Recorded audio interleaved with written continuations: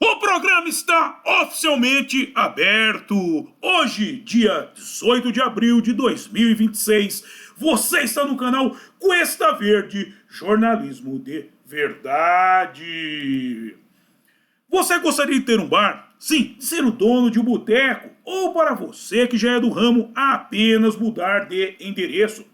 Talvez adquirir mais um estabelecimento gastronômico para o seu império? Bem, o Naldo's Bar está à venda. Sim, o meu amigo Naldo quer se aposentar e por isso está vendendo o seu bar.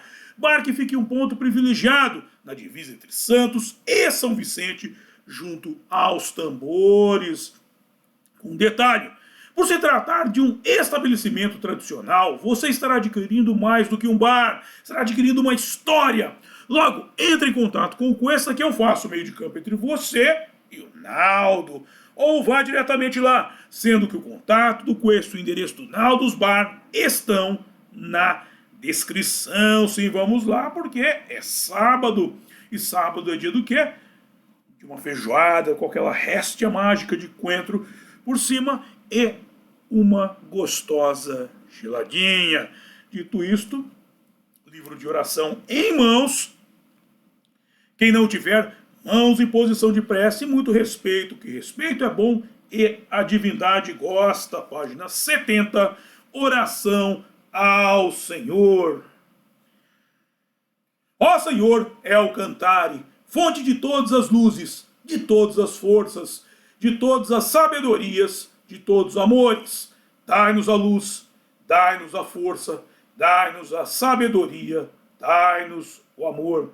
Ó Senhor, nosso Pai, protegei a terra, planeta, do amor, protegei-nos de todos os males. Dai-nos o futuro, ó Senhor. Muito obrigado por nos dar a luz. Agradecemos de coração.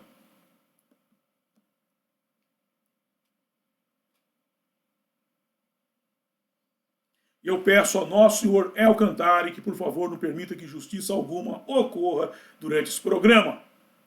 Muito obrigado. É isso aí, gente. Estamos regressando ao estudo deste livro aqui, ó. O Grande Conflito, de Ellen G. White. E, regressando a ele, por quê? Porque é aquilo que eu falo sempre, a gente precisa entender a questão mística como um todo. Como um todo. Quando se fala de conceitos filosóficos, por exemplo, a filosofia, o ato de filosofar envolve entender o objeto de estudo totalmente. Por todos os pontos de vista e por todos os focos. Ok? E, quando eu li esse livro aí, eu entendi a base do pensamento dos evangélicos. Principalmente deles, nós vamos discutir isso no correr do texto. E não só deles. Não só deles. De muita gente que fala que não tem religião. Não, religião é só manipulação. Religião é seita. Religião é isso, é aquilo. Mas fala o seguinte, eu só sigo a Bíblia. Só sigo a Bíblia. Segue a Bíblia, mas o discurso que emprega é ipsis literis, o mesmo discurso que Ellen G. White apresenta na sua obra. Ou seja,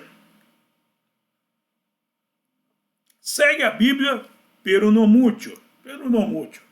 Porque, como eu digo sempre, eu vou falar disso também no texto, a Bíblia não é a totalidade. Então, faltam elementos em vários momentos da Bíblia e o misticismo como um todo acaba produzindo o produto do misticismo, do esoterismo, acabam sendo livros que vão tapando essas lacunas, mas que eles simplesmente desconsideram, ok? E não sei porque o único livro que eles consideram é esse, embora não admitam.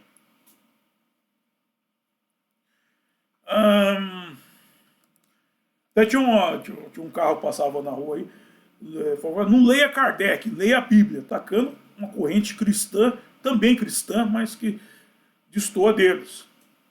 Aí uma vez eu lembro que estava o Zé Paulo da Glória, ouviu na geral, ele falando que ele estava dirigindo o carro com a mulher dele, e pareceu O cara parou um carro do lado com um adesivo escrito Leia Kardec. Ele entendeu Leia Kardec.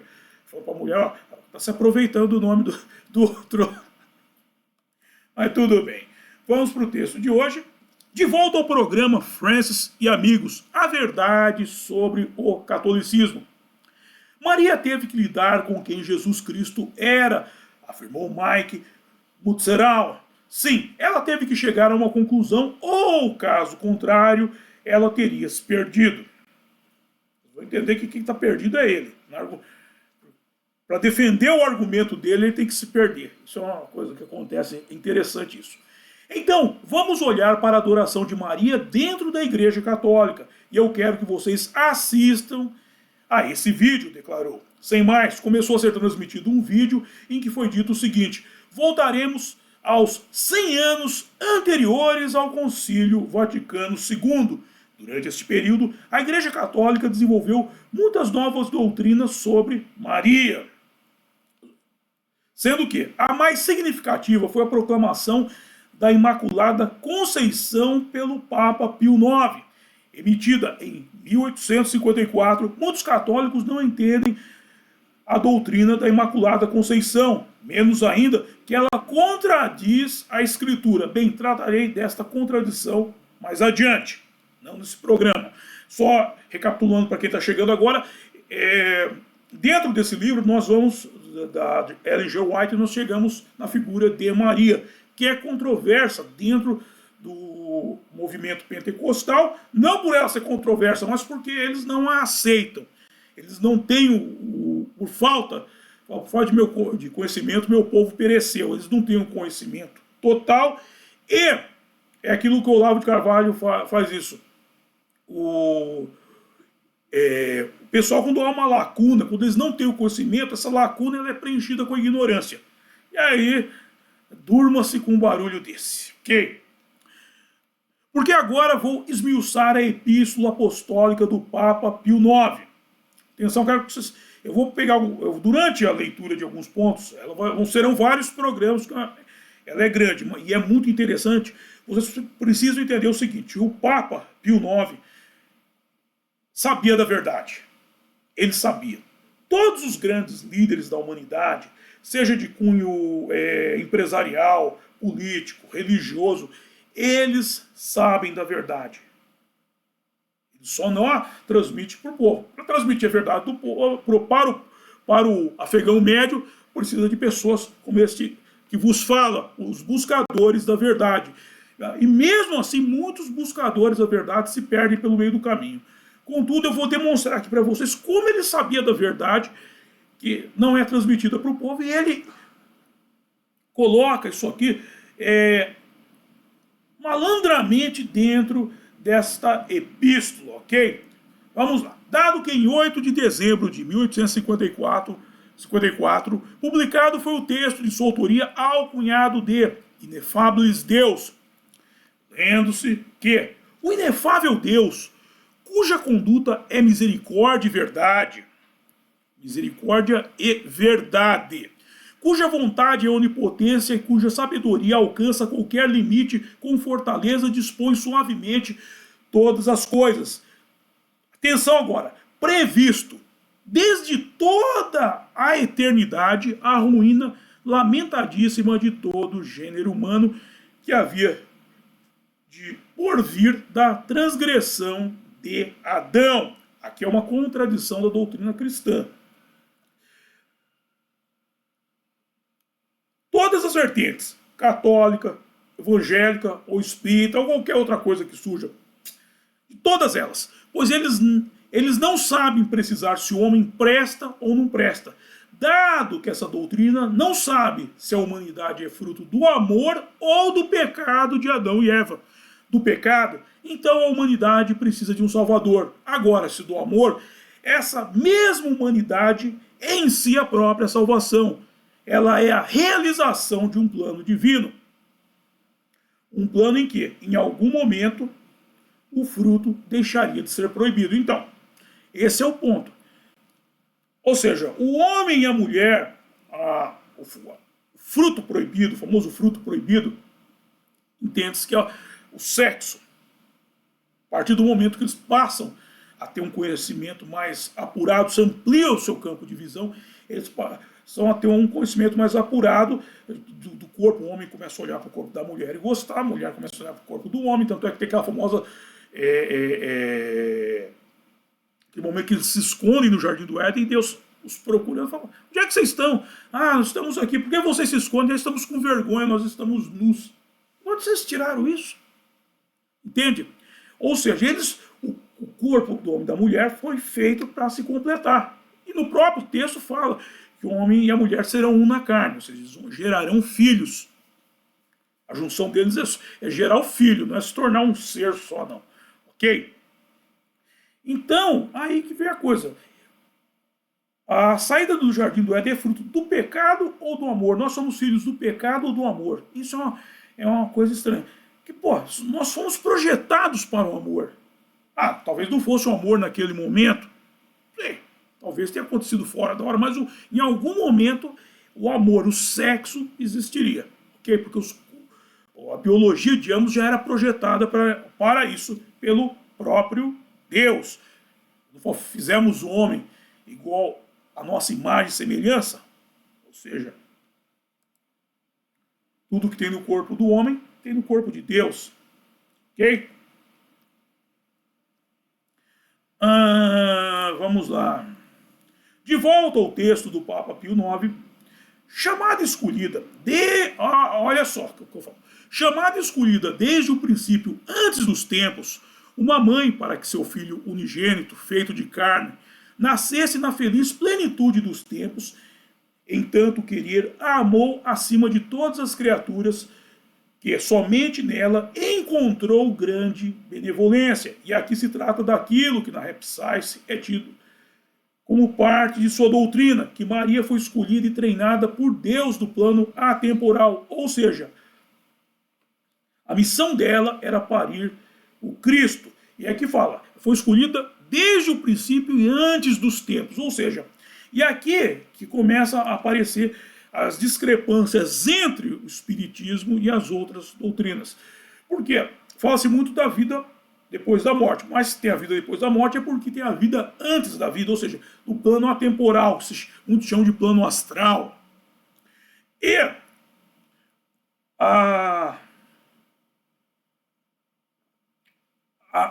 tanto a doutrina espírita como católica, eles por falta de informação, que aí veio a ser suprida pelos próprios espíritas e por outras correntes, como a teosofia, coisas que já vieram do Egito, como a maçonaria, Rosa Cruz. Sabe-se que lá em cima a vida não está congelada. Eles partem do princípio que a alma veio do nada e ela vai para um lugar ficar congelada até ter um famoso julgamento final. Tal. Então eles não aceitam isso, mas o Papa deixa claro que ele sabia antes dos tempos. Ou seja, lá Deus escolheu aquela alma, a treinou e a trouxe para cá. E isso vai contra o que muito evangélico fala, Maria era uma mulher como outra qualquer. Pergunto, se você tem um filho, um nenê, você entregaria o seu rebento para qualquer mulher criar?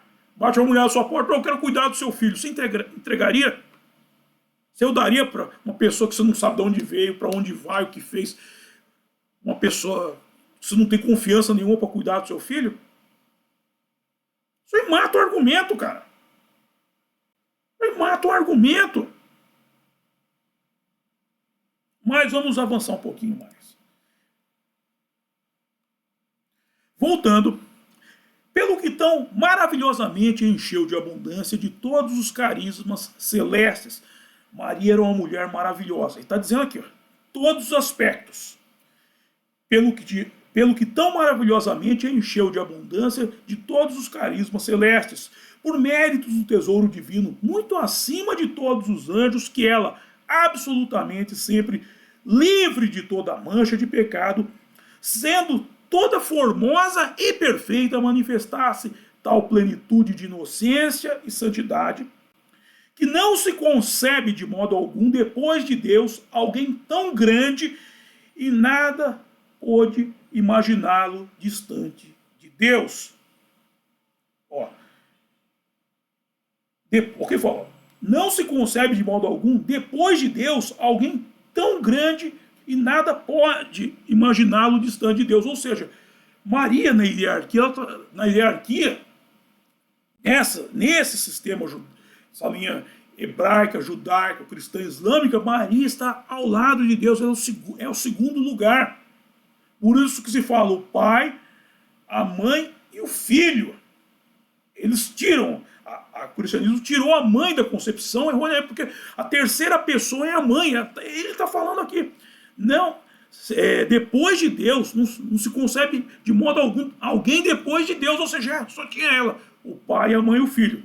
Eles criaram esse negócio de Espírito Santo, ó, até agora eu não sei o que é, mas, em todo caso, o Papa está explicando por quê? Porque eles têm o conhecimento. E falou, precisamos trazer a mãe. Na cultura hebraica é a Shekinah, ou Shekinah, como falam alguns, que se chama do princípio feminino de Deus. Claro, o princípio feminino teve que se materializar para poder materializar o Filho de Deus. Ok? Então, o Papa está falando, não existe negócio. Terceira pessoa da Trindade é a mãe, e não o Espírito Santo. Logo, era alguém em quem Deus confiava. Por isso, quando em Lucas, capítulo 1, versículo 28, o arcanjo Gabriel disse a Maria, salve agraciada, o Senhor é contigo. O Senhor é contigo. Salve agraciada, o Senhor é contigo. Bendito é você entre as mulheres. Ele deu a palavra de passe para um novo patamar de sua vida, do qual ela sabia que não tinha outra escolha a não ser a de cumprir o combinado, aquilo que foi acordado com Deus. Ou seja, chegou um momento, o arcanjo Gabriel trouxe, na maçonaria usa o sistema palavra de passe. Ele chega diante dela, ela era uma médium, perfeita, formosa, como ele fala aqui, ó, repetindo, ó, pelo que tão maravilhosamente a encheu de abundância de todos os carismas celestes, entre ele a mediunidade. E ele chega, salve agraciada, o Senhor é contigo, bendita é você entre as mulheres.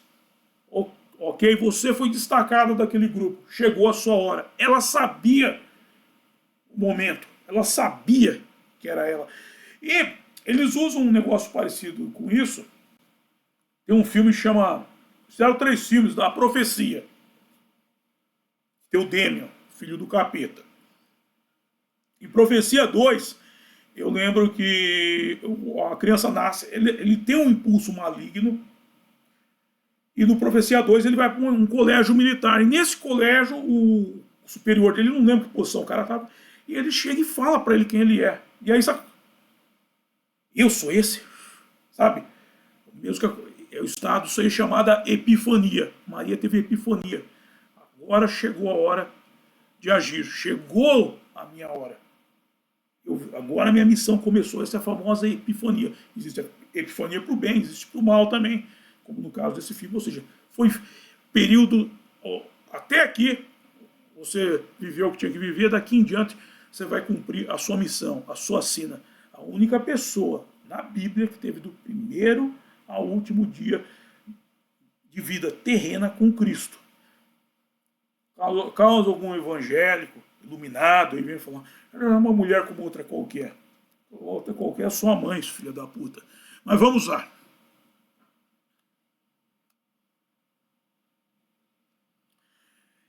Voltando para a carta, e por certo, era conveniente que brilhasse sempre adornada dos resplendores da perfeitíssima santidade e que reportasse um total triunfo da antiga serpente, eternamente imune até mesmo da mancha da culpa do pecado original, tão venerável mãe a quem Deus preparou a dar o seu único filho. Culpa original, a culpa do pecado original. Ou seja, aqui eles ainda estão nessa nhaca. Foi pecado ou não foi? Foi pecado ou não foi? E aí? Por certo, era convincente que brilhasse sempre adornada dos resplendores da perfeitíssima santidade. E que reportasse um total triunfo da antiga serpente, ela devolvesse o triunfo. Ela é o confronto entre ela e o mal, eternamente imune até mesmo da mancha da culpa original, do pecado original, tão venerável mãe a quem Deus preparou a dar seu único filho. Ele a treinou no outro plano, é uma alma que veio pronta, ela chegou nesse plano e foi concebida para isso. Ok? Bem, aqui esse texto deixa claro que o Papa Pio IX sabia que a Bíblia contém um pequeno fragmento da verdade. Dado que a encarnação de um profeta envolve um trabalho de equipe, não é algo simples. Pois, se há muito interesse pró, também há muito interesse contra. Se alguém tem um interesse a favor, também tem alguém que não tem interesse nenhum nisso. Ah, mamá, quer dizer que esses evangélicos estão dizendo que esse pessoal que critica Maria tem pacto com o diabo? Olha, se não tem, faz tudo para ter, meu. Que não é possível, meu. Não é possível um negócio desse, cara. Se não tem, meu, tá faltando só ganhar os chifres. Que, pelo amor de Deus, cara. Que esses caras falam. Chutam estátua. Tem um na TV, um idiota, que ele chutou a estátua da santa. Não sei o que, um ódio, cara. Mas é um ódio. O ódio pela mulher que na Santíssima Trindade está no posto 2, ao lado de Deus. E eu não descarto que quem odeia a mãe, também odeia o filho e o pai. Eu não descarto, é ódio. É ódio. Não tem motivo para odiá-la, não, mas na Bíblia não fala. Tem uma contradição. Nós vamos chegar no que eles chamam de contradição, que não é contradição nada. É uma interpretação errônea do que está contido neste livro aqui. Ok? E dito isto, eu encerro o programa de hoje e vamos para a hora de passar o chapéu, que é a hora que eu mais gosto, é a hora que vocês mais gostam também, que é a hora em que eu ganho uma graninha. Bem, vamos para a descrição do programa. Nele eu estou disponibilizando os métodos de arrecadação de fundo por via direta e via indireta. Por via indireta, os meus livros, começando por este aqui, A Máquina da Verdade, ó. Esse livro, Menino Veste Azul e Menina Veste Rosa, pode dar pra molecada, que nesse livro ninguém faz pacto com o capeta. Aí, há outro livro, romance A Saga de Kate Winchester. Bem, isso aqui não é... Isso aqui o capeta participa um pouco da história. Mas, se eu não quiser saber do capeta, tem o meu curso aqui, Fundamentos do Exorcismo, para você tocar o Satanás dentro de casa. E aí vamos para a arrecadação de fundos por via direta, ao apoia-se do meu blog O Mochileiro Místico, o Pix, para você fazer sua contribuição, e o PayPal para os acólitos do estrangeiro. Aí tem o link da Boutique do Cuesta, para você comprar sua beca de conservador para as manifestações. Teremos uma em 1º de abril. O link com letras de Mateus, meu álbum The Rock, em parceria com meu amigo Renato Pop, e o contato do Cuesta, para você mandar suas dúvidas, sugestões de pauta e coisa e tal. Há o link do grupo do Cuesta no Getter e o link do WhatsApp. Nosso canal mais estreito de comunicação. E por fim, Naldos Bar, o ponto de encontro dos acólitos, hein? Vamos aproveitar o sabadão para nos hidratar lá com o meu amigo Naldo. E, atenção, todos os carros, Denilson, todos os carros. Próximo evento, Os Segredos do Mundo Espiritual por Ryonosuke Akutagawa, Shambhala.